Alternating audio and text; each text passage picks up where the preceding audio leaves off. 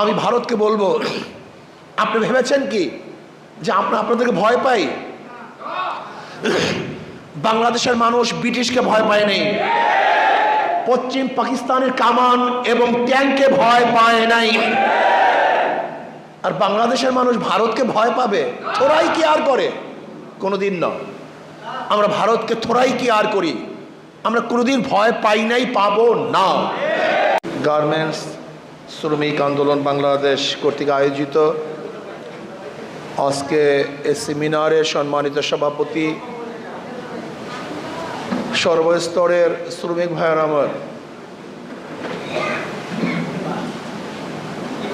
আজকে বাংলাদেশ কেন স্বাধীন হয়েছে আপনারা জানেন।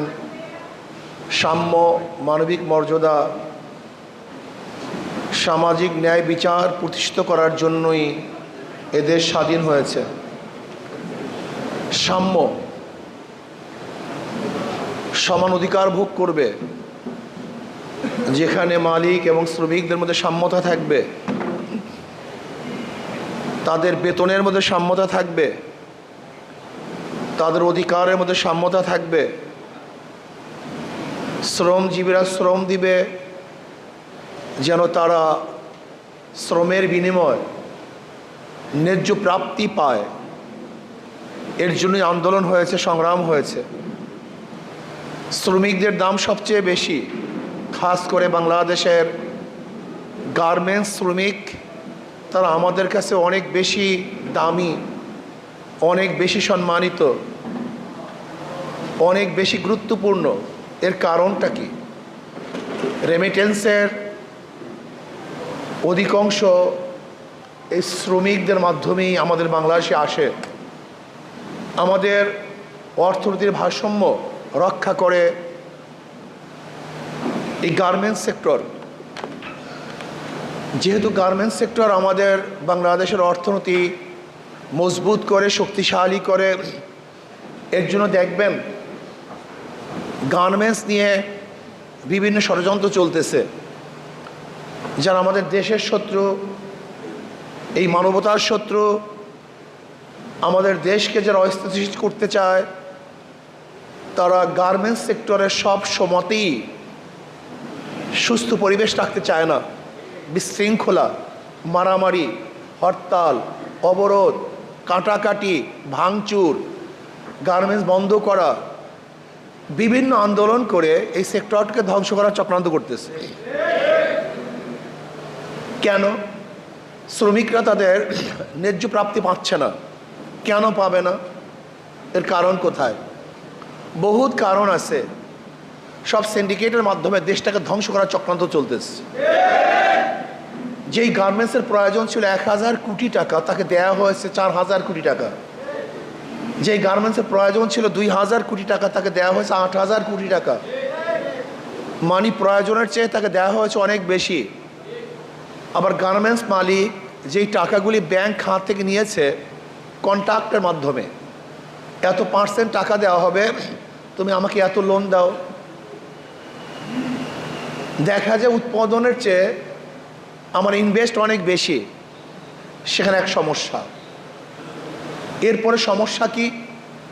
সমস্যা হলো আমাদের সরকারগুলি গার্মেন্টস সেক্টরকে চালাবার জন্য যে পদ্ধতি, প্রক্রিয়া, আইন প্রণয়ন করার কথা ছিল, সেই সুন্দর আইন নাই, সেই পদ্ধতি নেই। দেখা যায় শ্রমিকদেরকে অবৈধভাবে অপসারণ করানো হয়। শ্রমিকরা জানিই না কখন তাদের বিদায় নিতে হবে, চাকরিচ্যুত হবে। এর জন্য শ্রমিকরাও আগ্রহের সাথে মন দিয়ে কাজ করছে না। আর মন দিয়ে কাজ না করার কারণে যেই পরিমাণ উৎপাদন হওয়ার দরকার, সেই উৎপাদন হচ্ছে না। এখানে বৈষম্য। যদি শ্রমিকদের ন্যায্য অধিকার দেওয়া হতো, জুলুম না করা হতো, অত্যাচার অবিচার না করা হতো, তাহলে শ্রমিকরা এই প্রতিষ্ঠানকে নিজের আপন মনে করত। তারা সেখানে উৎপাদন বাড়িয়ে দিত, লাভবান হতো। লাভবান হতো মালিক, লাভবান হতো শ্রমিক, লাভবান হতো এই দেশ। কিন্তু সেখানে পরিকল্পিতভাবে শ্রমিক এবং মালিকের মধ্যে বৈষম্য সৃষ্টি করা হয়। শ্রমিকরা কোথায় থাকবে? আমি দেখেছি রাত্রে 1টার সময় 2টার সময় গার্মেন্টস ছুটি দেওয়া হয়।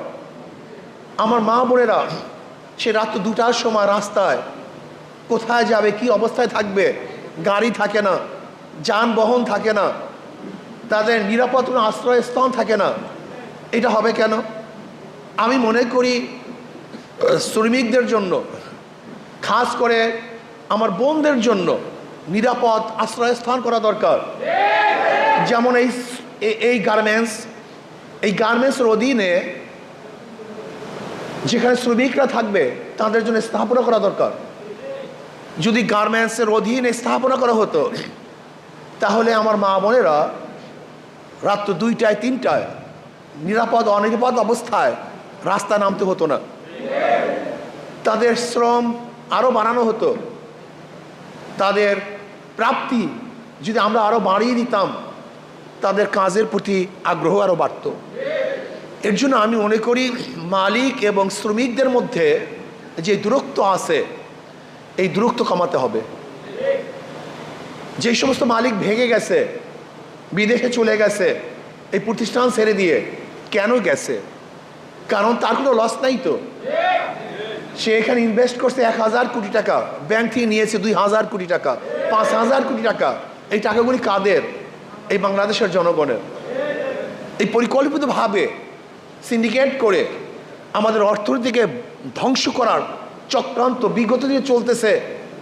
আমরা মনে করি বর্তমান অর্থমন্ত্রী সরকার, এই অন্তর্বর্তী সরকার শ্রমিক এবং এই গার্মেন্টস সেক্টরটাকে মজবুত করার জন্য প্রয়োজনে ভিন্ন সচিব বা কর্মকর্তা নিয়োগ করে আমাদের গার্মেন্টস সেক্টরটাকে মজবুত এবং শক্তিশালী করার চেষ্টা করতে হবে। শ্রমিকরা যেন কোনো অবস্থাতেই তাদের অধিকার থেকে বঞ্চিত না হয় সেই ব্যবস্থা করতে হবে। ন্যায্য অধিকার তাদেরকে অবশ্যই দিতে হবে। শ্রমিকরা যদি অসুস্থ হয়, অ্যাক্সিডেন্ট হয়, সেখানে নির্দিষ্ট আইন থাকা দরকার। যদি শ্রমিকরা এই কাজ করতে গিয়ে অ্যাক্সিডেন্ট হয় বা অন্য কিছু হয়ে যায় তাহলে তাকে কি দেওয়া হবে সেটা নির্দিষ্ট আইন থাকা দরকার আছে। আজকে গার্মেন্টস সেক্টর থেকে আমাদের বাংলাদেশে অনেক রেমিটেন্স আসে। এর জন্য আমাদের দেশের শত্রুরা এই গার্মেন্টস সেক্টরকে ধ্বংস করার চক্রান্ত করতেছে। দেখেন আমাদের রপ্তানিযোগ্য কি কি সম্পদ আমাদের দেশে আছে। এখানে শ্রমিকদের মানে গার্মেন্টসের পণ্যগুলি আমরা বিদেশে রপ্তানি করি। চামড়া খাত, আমরা চামড়া খাত থেকে বিশাল এক রেমিটেন্স আয় করতে পারতাম, কিন্তু আমরা কি দেখলাম? পরিকল্পিতভাবে আমাদের চামড়া খাতকে ধ্বংস করা হচ্ছে। আমরা কিন্তু সরাসরি বিদেশে চামড়া বিক্রি করতে পারি না। ইউরোপের মধ্যে কিন্তু আমরা চামড়া বিক্রি করতে পারি না। ভারত হয়ে ভারতের মাধ্যমে তারপরে আমাদেরকে চামড়া বিক্রি করতে হয়। সেখানে সরকার কিন্তু ব্যর্থ। আমি কালকেও হাজারীবাগ মাহফিল করেছি, সেখানে ট্যানারির অনেক মালিকদের সাথে আলোচনা করেছি। তারা বলেছে যে আমাদের বাংলাদেশের আইনের কারণে এবং বাংলাদেশের নিয়মের কারণে আমরা গোটা দুনিয়ার মধ্যে সরাসরি চামড়া বিক্রি করতে পারি না। এখানে সরকারের ব্যর্থতা, বিগত সরকারগুলোর ব্যর্থতা। রপ্তানিযোগ্য আমাদের ছিল পাট, আজকে সেই শিল্প ধ্বংস হয়ে গেছে। আমরাও আজকে পাট রপ্তানি করতে পারছি না। যেখানে এখন সবচেয়ে বেশি রপ্তানিযোগ্য আমাদের মাল উৎপাদন হয় গার্মেন্টস থেকে, সেই গার্মেন্টসকেও ধ্বংস করার চক্রান্ত চলতেছে। আমরা অন্তর্বর্তীকালীন সরকারকে অনুরোধ করব, গার্মেন্টসের প্রতি আপনি খেয়াল দেন, মনোযোগী হন।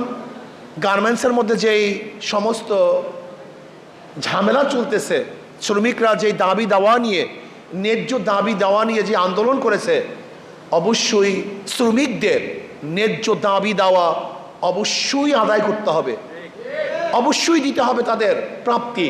এটা আমরা আশা করব। এরপর আসুন, আজকে ভারত আমাদের হাই কমিশনের উপর আক্রমণ করেছে। ভারত আমাদের পতাকাকে অপমান করেছে। হাই কমিশনের উপরে তারা চড়াও হয়েছে, সেখানের মানুষদেরকে আহত করেছে। ভারত কি চায়? পায়ে পাড়া দিয়ে আমাদের সাথে যুদ্ধ করতে চায়, আমাদের আক্রমণ করতে চায়। ভারত আমাদের কেমন বন্ধু আমরা ইতিমধ্যে দেখে ফেলেছি। আসলে ভারত তো আমাদের বন্ধু নয়, বন্ধুত্বের পরিচয় দিতে পারে নাই। আজকে মমতা ব্যানার্জি যে বক্তব্য দিয়েছেন, এটা বন্ধুত্বের কোনো বক্তব্য হতে পারে না। এটা মনে হয় আমাদের শত্রুতার বক্তব্য দিয়েছেন। আজকে লোকসভায় যে বারবার বাংলাদেশ নিয়ে আলোচনা উঠছে, এটা বন্ধুত্বের পরিচয় নয়, শত্রুতার পরিচয় দিয়েছে। আজকে ইসকন কিন্তু আমি মনে করি এটা ধর্মীয় কোনো হিন্দুদের কোনো প্রতিষ্ঠান নয়, এটা হলো সন্ত্রাসীদের প্রতিষ্ঠান। এদেশের হাজারো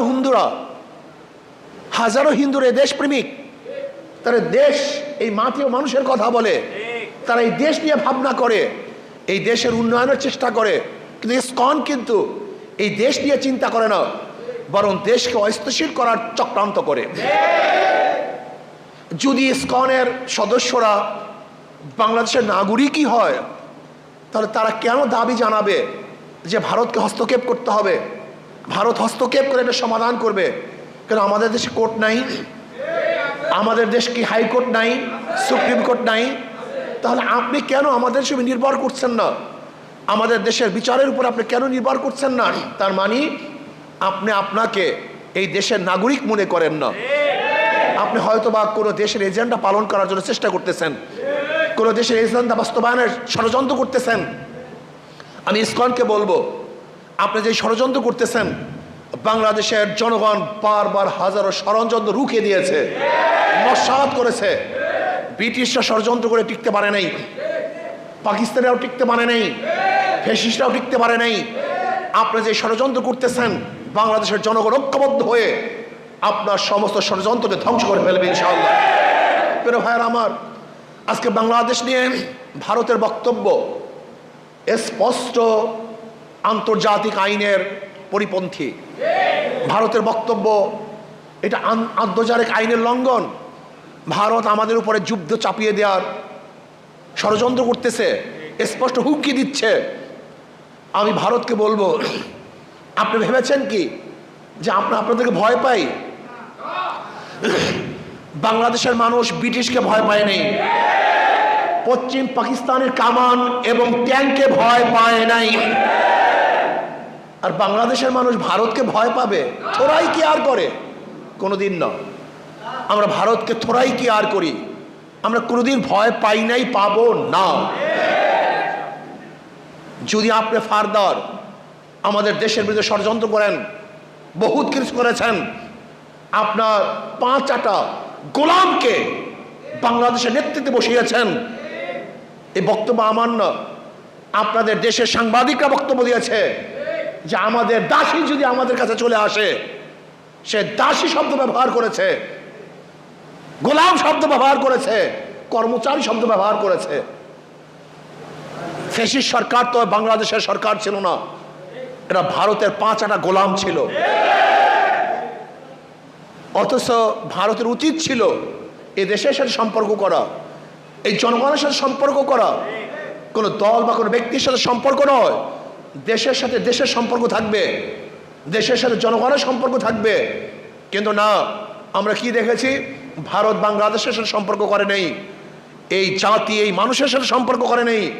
ভারত নির্দিষ্ট একটা দল এবং নির্দিষ্ট ব্যক্তির সাথে সম্পর্ক করেছে। আর লেন্দুব দর্জির মতো এই সিকিমের মতো দেশকে ভারতের কাছে তুলে দেওয়ার যতগুলি ষড়যন্ত্র, সমস্ত ষড়যন্ত্রই বাস্তবায়ন করেছিল, কিন্তু বাংলাদেশের জনগণের চাপের কারণে, আন্দোলনের কারণে ব্যর্থ হয়েছে। নৌবন্দরের অবস্থা কি আপনি কি দেখেছেন? কি আইন করেছে? এই আইন করেছিল যে ভারতের কোনো জাহাজ যদি নৌবন্দরে আসে, বাংলাদেশের নৌবন্দরে, তাহলে যদি বাংলাদেশের কোনো জাহাজ সেখানে মাল খালাস করে, তাহলে ওই অবস্থায় ঘাট খালি করে ভারতের জাহাজকে সেখানে জাহাজকে মাল খালি করার জন্য দিতে হবে। এটা গোলামি, এটা স্বাধীন রাষ্ট্রের আইন হতে পারে না। আজকে ট্রানজিটের অবস্থাটা কি? আমাদের বুকের উপর থেকে নির্বিঘ্নে ভারত যাবে, আর আমরা সামান্য অল্প কিছু রাস্তা পাবো না। এইটা বৈষম্য, এটা গোলামি চুক্তি হয়, এটা দেশ টু দেশ চুক্তি হতে পারে না। কাজে ভারতকে স্পষ্ট বলবো, আমরা ঐক্য, আমরা সবাই ঐক্য, এই জাতি ঐক্য। আমাদের দেশের বিরুদ্ধে কেউ যদি ষড়যন্ত্র করে, এই দেশকে ধ্বংস করার চক্রান্ত করে, তাহলে আমরা সেখানে কেউ বিচ্ছিন্ন থাকবো না। আমরা জাতি ঐক্য করে সম্মিলিতভাবে সেই ষড়যন্ত্র মোকাবেলা করবে ইনশাআল্লাহ। বিগত দিনে করেছি, এখনো করব, ভবিষ্যতে ইনশাআল্লাহ সবাই ঐক্যবদ্ধভাবে সমস্ত ষড়যন্ত্রকে রুখে দেবে ইনশাআল্লাহ। আমি ভারতকে বলবো, বাংলাদেশের দিকে চক্ষু তুলবেন না, আঙ্গুল উঠাবেন না, জোরে কথা বলবেন না। যদি আঙ্গুল উঠাতে চান তাহলে আঙ্গুল হাতে রাখবো না। যদি চক্ষু উঠাতে চান, ওই চক্ষু শরীরের মধ্যে থাকবে না। যদি আপনি আপনার জবানকে দারাজ করেন, বাংলাদেশের বিরুদ্ধে উঁচু কণ্ঠে কথা বলেন, তাহলে বাংলাদেশের জনগণ আপনার কণ্ঠকেও চেপে ধরবে। তারা না খেয়ে থাকতে পারে, গোলামি করতে পারে না। বাঘ 1000 বছর না খেলেও ঘাস খায় না। বাংলাদেশের মানুষ না খেয়ে থাকলেও, বস্ত্রহীন থাকলেও গোলামি করতে পারে না। আমরা স্বাধীন থাকতে চাই। এই স্বাধীনতার জন্য বারবার আন্দোলন করেছি, এই স্বাধীনতার জন্য বারবার রক্ত দিয়েছি, এই স্বাধীনতার জন্য বারবার জীবন দিয়েছি। কিন্তু গোলামির জিন্দেগি আমরা কোনোদিন কবুল করি নাই, করবো না ইনশাআল্লাহ। কাজে আসুন, গার্মেন্টস শ্রমিকদের অধিকার দিতে হবে, গার্মেন্টস সেক্টরকে শক্তিশালী করতে হবে, আমাদের রপ্তানি পণ্য আরও বেশি বেশি উৎপাদন করতে হবে। এই দেশ নিয়ে ষড়যন্ত্র করতে তাদের মোকাবেলা করতে হবে, দেশকে সমৃদ্ধভাবে গড়ার চেষ্টা করতে হবে। আল্লাহ আমাকে এবং আমাদের সবাইকে দেশ, ইসলাম এবং মানবতা নিয়ে কাজ করার তৌফিক দান করেন।